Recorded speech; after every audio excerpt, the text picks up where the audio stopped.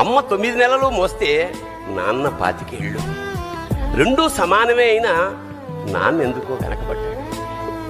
ఇంట్లో జీతం తీసుకోకుండా అమ్మ, తన జీతం అంతా ఇంటికే ఖర్చు పెడుతూ నాన్న, ఇద్దరి శ్రమ సమానమే అయినా అమ్మ కంటే నాన్న ఎందుకో వెనకబడ్డాడు.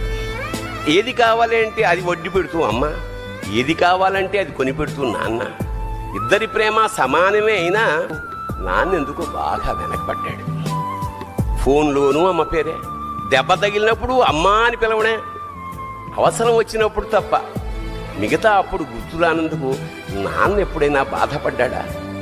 అమ్మకి అన్నో కొన్నో బంగారు నగలు, నాన్నకి బంగారం అంచున్న పట్టు పంచొకటి. నాన్న ఇలా వెనకబడిపోవడానికి కారణం ఆయన మా అందరికీ వెన్నెముక కావడమే. వెన్నెముక వెనక ఉండబట్టే కదా దన్నుగా నిలబడగలుగుతున్నాం. ఇదేనేమో నాన్న వెనకబడిపోవడానికి కారణం.